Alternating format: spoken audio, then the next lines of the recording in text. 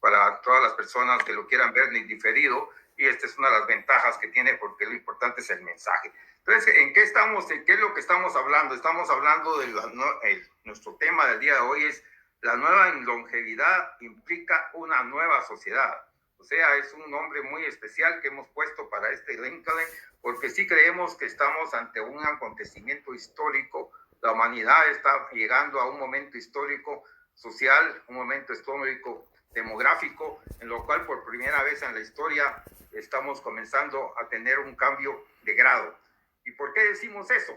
Sabían ustedes, y creo que probablemente Gabriel lo sabe, que somos en el mundo actualmente 8.500 millones de personas, pero ya de esas hay 1.2 millones de personas que ya pueden estar arriba de los 50 años.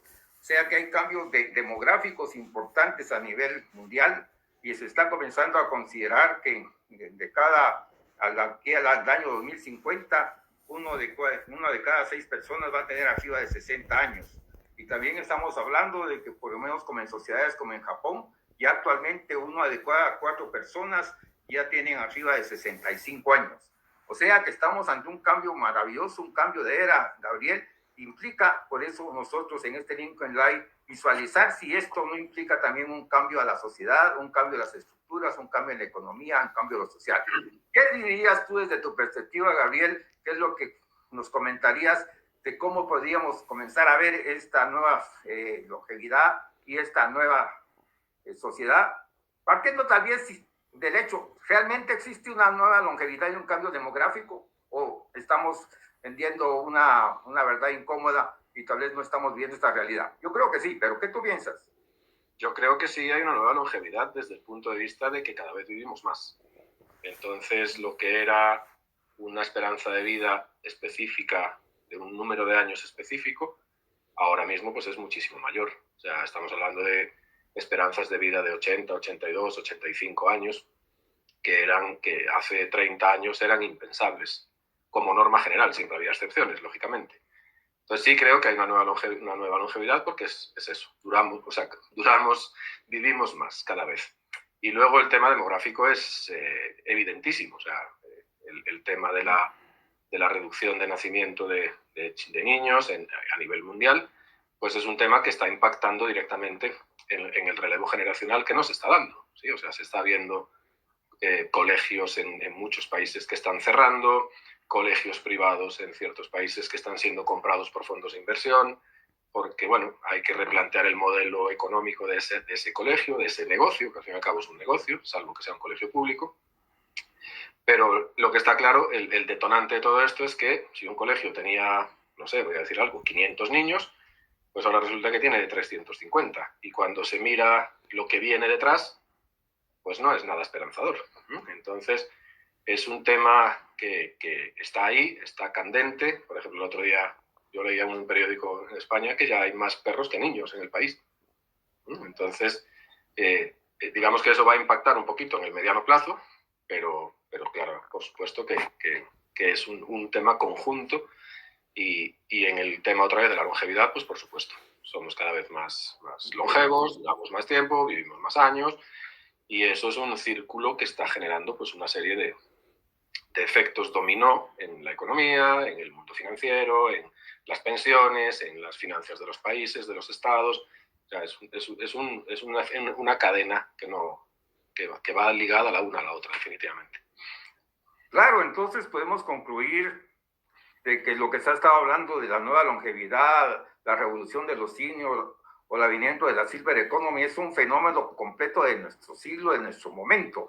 Pero siempre hay unas preguntas que hay que terminemos de quedar contestarnos. ¿Realmente solo estamos hablando de vivir más años? ¿Estamos hablando nada más de alargar la vida? ¿O estamos hablando de cambiar las estructuras sociales, las estructuras económicas, políticas y de las instituciones para albergar a esta nueva sociedad que va a vivir más años? Porque el problema que estamos comenzando a tener, Gabriel, y eso es, desde mi perspectiva lo analizo, es de que, claro, se está hablando de una realidad, un nuevo fenómeno demográfico, como tú bien lo dijiste. Hablamos pues ya de Japón, hablamos de Suiza, hablamos de España misma, tu país, donde la esperanza de vida ya está alrededor de los 84 años, uno de los países con mayor esperanza de vida después de Japón. Pero no solo ellos, está Finlandia, está Italia, está Alemania, que están con esa característica, pero también interesante, están lo que se llaman las famosas zonas azules que tú conoces, que son los lugares en que se ha detectado donde están los centenarios, los nuevos centenarios, pero solo en países asiáticos, ¿no? También hay un ejemplo aquí en Nicoya, en Costa Rica, cercano, aquí hay otro, pero bueno, esto es porque la esperanza de la gente que vive todavía en la forma rural puede ayudar, claro, puede interpretarse así, pero también tenemos a Loma Linda ahí en Estados Unidos, que es otra zona azul, y también tenemos a Ikea en Grecia, y también tenemos a la isla de Cerdeña en Italia, o en Japón, la Okinawa, donde estaban los sensei y los kamisakis en los tiempos de antes. O sea que estamos hablando de un fenómeno súper interesante, pero también es importante al mismo tiempo de reconocer que estamos con capacidad de esos 30 o 40 años más de vida. La pregunta que queda en el ambiente es ya solamente ese hecho que de por sí vale la pena comentar, y para eso es parte de nuestros links al aire del día de hoy, está la pregunta en el aire. ¿Ya se cuenta con las estructuras, con el sistema económico, político y social, con las condiciones para albergar esos 30, 40 años más de vida que se está dando para el ser humano?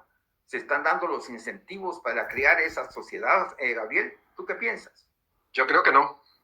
Es posible que en algunos países del mundo se esté dando en cierta medida, pero si lo miramos en el conjunto de lo que está pasando a nivel mundial, no, definitivamente no. Sí, y yo lo veo desde varios frentes. O sea, uno es el que tú dices, que es lógicamente los estados, los países, pues van a tener que ensuciarse las manos un poquito más, por decirlo de una forma coloquial.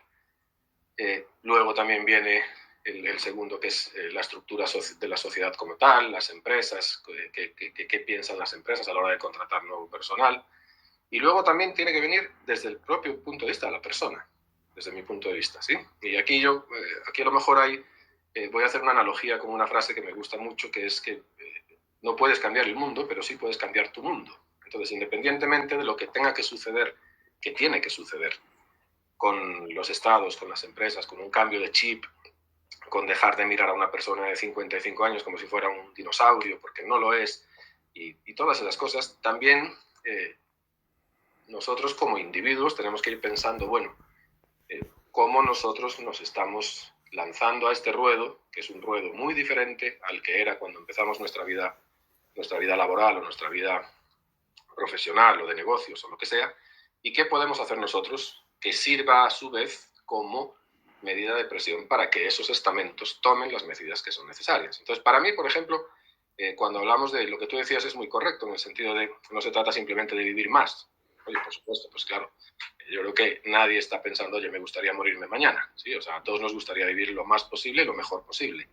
Pero yo pienso que no se trata tanto de solamente cumplir años, sino se trata de vivir siendo relevante, teniendo uso, siendo productivo, siendo necesario, ¿no? Entonces, la pregunta que nos hacemos es esa, o sea, ¿cuántos años realmente seremos útiles y necesarios?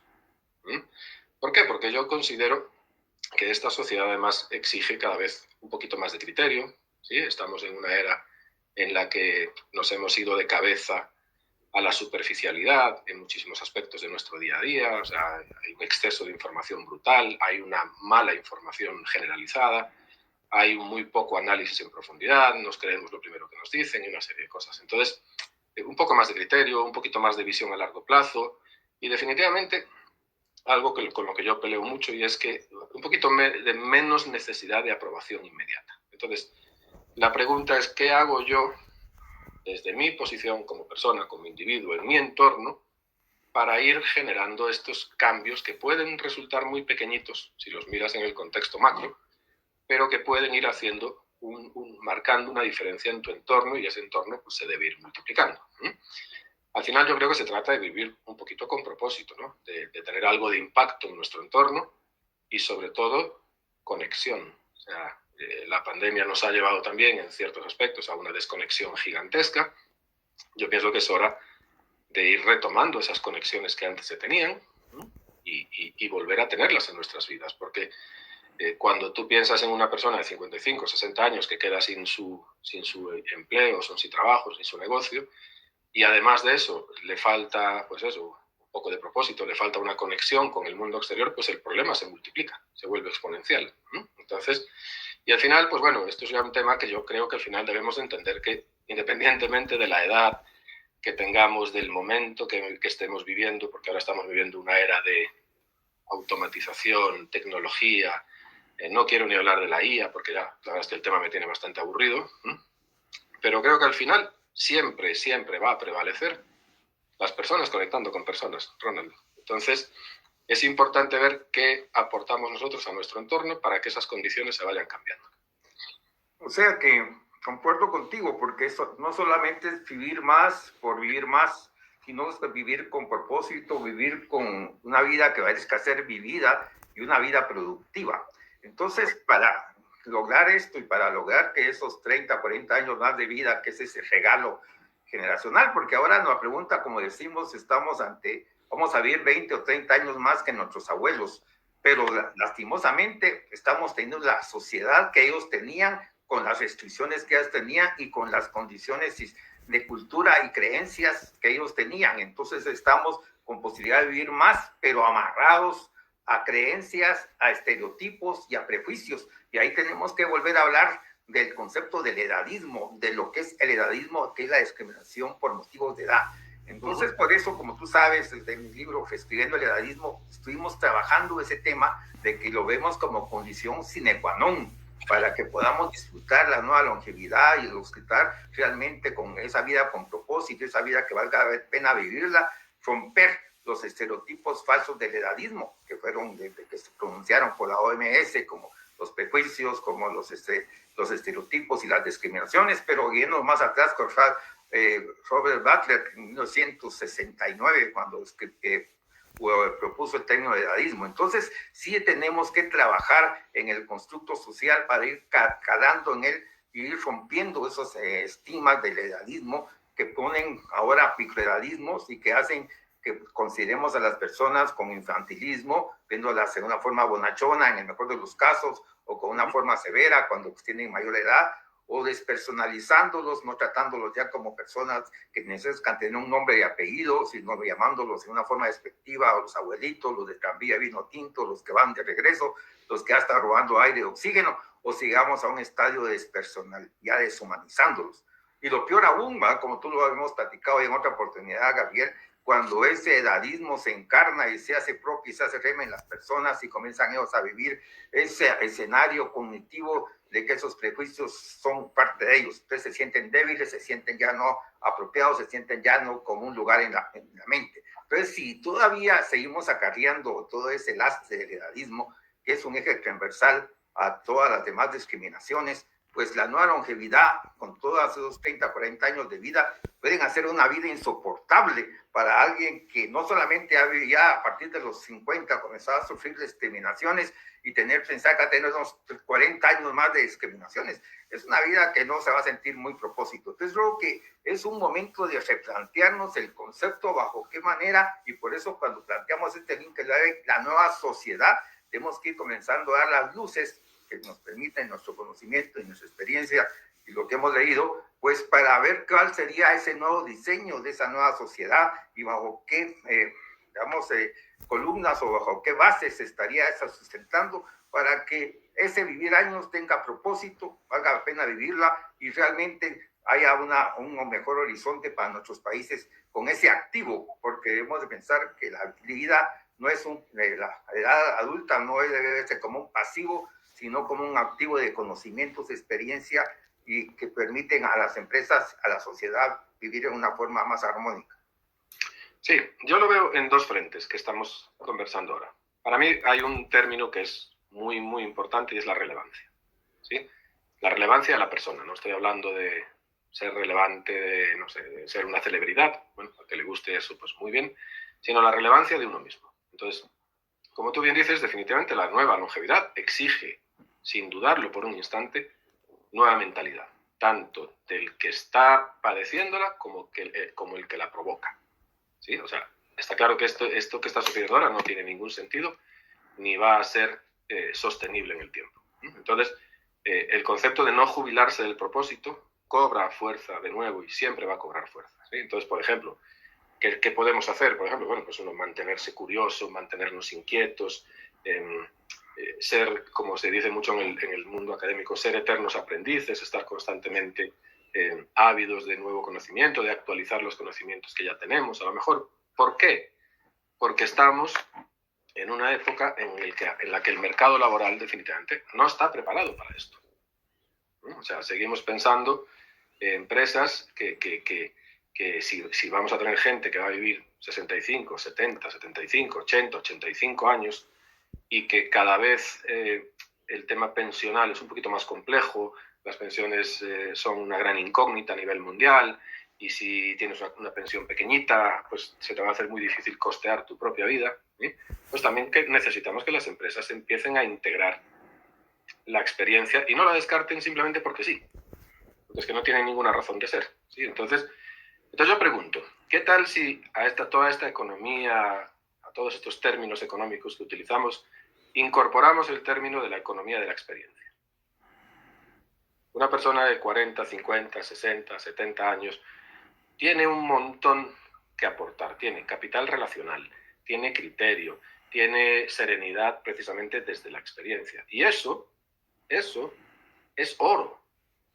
Es oro en negociaciones, es oro en inversiones, es oro en liderazgo, es oro en el intercambio de experiencias, conocimientos, cultura con lo que son los chicos nuevos que vienen empujando fuerza.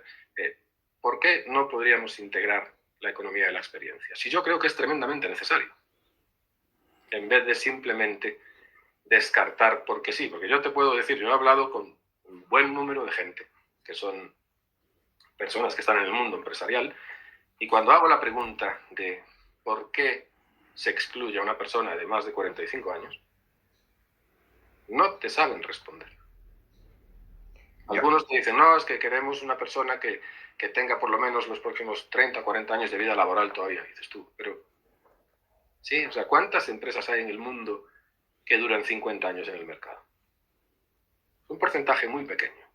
Segundo, ¿cómo puedes quererte proyectar a 40 años vista? Con el mundo tan loco en el que vivimos, con pandemias, con guerras, con un montón de cosas. ¿Sí? Y luego resulta que al final haces un proceso de incorporación de gente a tus empresas que es tremendamente exhaustivo, muy profesional y muy en profundidad, y a lo mejor después resulta que tienes que despedir a esa persona y la despides en un día. Entonces, hay una serie de inconsistencias en el camino, por lo menos desde mi punto de vista, ¿sí? que no dan una argumentación, para mí, creíble. ¿Por qué una persona de 50 no y un chico de 27 sí? Que no estoy diciendo que el de 27 no sea válido, claro que sí, por supuesto. Pero ¿por qué no pueden convivir? ¿Por qué tenemos que estar siempre excluyendo? ¿Por qué no valemos todos? Si está demostradísimo que la experiencia y la juventud bien combinadas son una herramienta poderosísima. Pues me parece, concuerdo contigo, por supuesto, Gabriel, y tú sabes que desde el punto de vista de headhunter y reclutador, he vivido esas cosas con mis clientes y con mis candidatos y cómo estuve en parte que fue una de las razones de por qué escribimos Reescribiendo el Edadismo. Y se trató lo que el concepto del edadismo precoz, ese edadismo ciego que se saca del mercado laboral a personas competentes y con habilidades en nuestros países latinos, aquí de este lado del charco, son a partir de los 40 años y posiblemente en España a partir de los 45, 50 años, pero de todos modos comenzamos a excluir a las personas por motivos de edad, aplicándoles un concepto de edadismo extrapolado de lo que personas mayores, trayéndolas a un mercado laboral donde estas personas ni siquiera a nivel cronológico de edad se podía llamarles ya como mayores, pero el concepto de edadismo cabe ahí. Entonces yo creo que eso es parte del tema que se está viendo ya a nivel micro, de los micro digamos, edadismos que son sujetos, las etiquetas y todo lo que son los estereotipos. Pero yo me he propuesto hacer un análisis, que quisiera trasladarlo acá, para ver cómo podemos entender toda esta mecánica general, pregunté, ¿y cómo caben todas estas cosas? Porque como pretendíamos estar creyendo llevarlos a una pretensión de una nueva sociedad, ¿cuál será esa nueva sociedad? Pero ¿cómo se gestan las nuevas sociedades? ¿Va? Porque esto ya no es un trabajo individual, es un trabajo colectivo, es un trabajo de muchos sistemas. Entonces me tuve que meter a estudiar, Gabriel, y te lo comento. De hecho, mi tesis, digamos, de grado, cuando me recibí de ingeniero, hice el trabajo sobre la teoría de sistemas de Ludwig von Bertalanffy, que la escribió en 1968, la teoría general de sistemas. Y este concepto de la teoría general de sistemas sigue siendo aplicable en todos los órdenes, porque te permite analizar todo lo que está sucediendo, no solamente en el caso de la nueva longevidad, sino todos los fenómenos sociales. Entonces, ahí están los conceptos como lo que es el concepto de la homeostasis, el concepto de la coafinidad, el concepto de la entropía. Entonces, hay conceptos de ese tipo que son muy atingentes ahora. Entonces, viendo, digamos, lo que es el escenario de la nueva longevidad, tenemos entradas al sistema, porque es un sistema. ¿Cuáles serían las entradas aconsejables al sistema? ¿Cuáles son los procesadores o cuáles son los catalizadores que podían acelerar ese proceso de la nueva longevidad? ¿Y cuáles serían las salidas? Y esas salidas, las salidas que quisiéramos que tuviera esa nueva sociedad. ¿Cómo podemos convertir algo que está funcionando mal? Ya vimos de que estamos viviendo con estructuras, con instituciones, con políticas, con una visión miope de una sociedad que estaba acostumbrada y fue diseñada para funcionar con personas que al llegar a los 50 años o 60 años salían del mercado laboral y se tenían que ir a su casa, en el mejor de los casos con una previsión, con una jubilación, en muchos casos ni siquiera con eso. Estamos en una sociedad que fue diseñada con instituciones que llama mayores a las personas arriba de 65 años y los saca del mercado laboral, del mercado económico, de que ya no les da préstamos, que ya no los son sujetos de crédito, que los saca de la educación, que no les dan ya posibilidades de seguirse estudiando y capacitando. Entonces, algo está funcionando ahí, porque esto estaba mandado para una sociedad que estaba mandada en 3 pasos fundamentales. Estudiabas plenamente tu formación de estudios, en colegio, en el college, a un universitario, después venía tu vida laboral y después venía tu retiro. Y eso sucedía cuando llegabas a los 50 o 55 años o sumo 60. Entonces la sociedad estaba hecha para funcionar así. Los padres de pensiones, los seguros de vida, las becas, los estudios formales, las instituciones, y por eso, y las empresas todavía se bajaron todavía la regla poniendo trabas aún a los 45 o 50 años para acortar la vida. Entonces estábamos viviendo para sociedades en que las personas vivían como a principios del siglo XX, cuando la esperanza de vida eran siglo XIX de 35 años. Pero ahora la esperanza de vida, como ya vimos en España, es de 84 años y en Japón de 88, y la media a nivel mundial de 73 años. Entonces necesitamos comenzar a considerar una sociedad definida de otra manera y que funcione de otra manera para poder dar esas salidas que satisfagan a los nuevos beneficiados de esta nueva sociedad, que son las personas que van a tener la oportunidad de vivir esas vidas más largas. Porque si no cambiamos el sistema ese general y no definimos cuáles son las entradas y los procesos de las vidas, después te las voy a enumerar porque sí las tengo aquí en las ideas, pero te quería plantear esto como bajo ese esquema. ¿Cómo crees que podríamos analizar la solución de llegar sistémicamente a esa solución de encontrar esa nueva sociedad que satisfaga esa nueva necesidad del ser humano? Es un hito histórico, es un hito de primer orden, de por primera vez la sociedad está cambiando completamente de triángulo así a un triángulo invertido y estamos pasando a ser una sociedad longeva versus el siglo XX, que fue una sociedad de los jóvenes. Entonces, ante esa nueva realidad, necesitamos un sistema que funcione bien para todas las edades, porque no estamos escribiendo aquí ni a los jóvenes, ni a los niños, ni a los de media edad, sino a todo el conglomerado. Bueno, como todo cambio estructural, es largo, complejo y tedioso. Obviamente, tenemos que empezar desde, lógicamente, quien puede propiciar el entorno para que estos cambios se vayan dando, pues siempre va a ser la parte alta de la pirámide, es decir, los dirigentes, los que legislan, los que regulan, los que establecen, no sé, incentivos o los que establecen un montón de cosas, ¿sí? Es un tema que debe empezar por ahí definitivamente para que luego pues la rueda eche a rodar y ahí se unan los gremios, las asociaciones, las empresas y la gente de a pie. Entonces, es una tarea que yo pienso que se va a dar porque el propio ciclo demográfico lo va a obligar. Porque si nos pensamos ahora de aquí a 30 años, cuando ya el relevo generacional sea mucho menor de lo que es ahora, al final el talento experimentado, el mal llamado ahora el talento senior, o bueno, bien llamado, dependiendo cómo lo queramos ver, va a ser lo más codiciado, porque es que el que viene detrás va a ser muy poquito. Entonces, es un ciclo que yo veo que se va. Perdóname.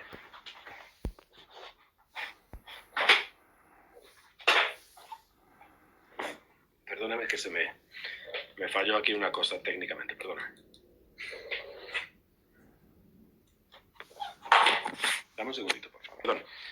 Sí, entonces es un tema que como te decía, pues va a tomar un tiempo, definitivamente, porque son cambios estructurales que no se van a dar de la noche a la mañana. Pero yo sí creo que tenemos que empezar por arriba. Tenemos que empezar realmente por quien legisla, por quien establece las normas, por quien fija las condiciones de mercado y por quien va a provocar que estos cambios se den. Como te digo, hay un ciclo natural que viene empujando muy fuerte ya, que es el ciclo demográfico. Entonces, en algún momento, lo que ahora es, entre comillas, despreciado, que puede ser una persona de 50, 55 años, en unos cuantos años va a ser el talento más buscado, porque es que la juventud cada vez es menos y luego en ellos sí ha habido un cambio de mentalidad brutal también. No es como en nuestra época, que uno buscaba a lo mejor establecerse en una buena empresa, estar ahí 25 o 30 años, jubilarse de esa misma empresa y misión cumplida, ¿no? Eso ya casi no sucede o sucede muy poco. Y ese ciclo natural se viene dando. ¿Qué pasa? Que obviamente pues también viene a un ritmo lento. Entonces sí creo que a nuestros queridos gobernantes en el país que sea o a nivel continental les va a tocar ponerse al frente de la situación y empezar a generar las condiciones para que esto se dé, sin duda alguna. Bueno, pues concuerdo contigo y creo que vamos por el mismo camino. Solamente para decir que habíamos dicho, bajo este concepto sistémico que te digo que estoy yo trabajando, ¿cuáles podrían ser estas cosas? Hay que decirlas porque si no, pues se quedan en el ambiente, cosas que están sucediendo y que tienen en su momento, tuvieron algún detonante. Por supuesto, el cambio demográfico está trayendo de por sí, está empujando algunos movimientos, algunos nichos, algunas actividades económicas, políticas, sociales y económicas, pero lo que también está detrás de esta nueva longevidad y todos estos cambios es los adelantos que el ser humano ha tenido en materia de salubridad, en materia de ciencia y tecnología, en materia de química, en lo que todos son los productos farmacéuticos, las drogas, la palabra, la salubridad, todo lo que se hace en cuanto a cuidados, etcétera. O sea, hay cambios mayúsculos ahí, también cambios en la conducta, en cuanto a hacer ejercicio, mejorar la dieta, mejorar la nutrición, cuestión, digamos, médica, hospitalaria, para los que tienen oportunidades de tener sus servicios. Entonces, ese es un tema importante, la ciencia y la tecnología, en lo que son la Stage, como tú sabes, la robótica y todo lo que tiene que ver con todos los que se están dando como para la ayuda asistida para las personas mayores. En eso Japón tiene mucha robótica. Ahora también Corea del Sur y China están innovando mucho, Estados Unidos, Alemania. Entonces, todo esto es toda una industria que se está generando para apoyar, ¿no? Todo lo que es ahora innovación. Y por supuesto, aunque tú mencionas todo lo que tiene que ver con la inteligencia artificial, todo lo que tiene que ver con crear pues ya patrones y crear perfiles biológicos de tu persona, ver a qué enfermedades puede estar tú, tener alguna posibilidad de contraer determinada enfermedad dependiendo de tu genes, de tu genética, etcétera. Entonces todo esto es un adelanto importantísimo que se está dando y que ha hecho que el ser humano tenga más posibilidades de vivir más años. O sea, eso es así, salvo pues los accidentes, salvo también las guerras, salvo también esas otras, digamos, diabluras y travesuras del mismo ser humano que a veces por un lado está tratando de que la gente vea más y otros ahí están tratando de sacar del mapa a otros por ganar territorio y por cosas de poder. O sea, el ser humano en unas cosas ha evolucionado, en otras cosas todavía sigue siendo el hombre primitivo que salió de las cavernas. También tenemos que ver que hay cambios también en lo que es la educación o la formación y la forma de educar y de entrenar. La misma pandemia trajo consigo cosas positivas, como fue la que poder expandir la capacitación y la formación a distancia y la creación, bueno, esta misma herramienta que estamos utilizando, lo que estamos haciendo, y nos van a estar viendo amigos en varias partes en España,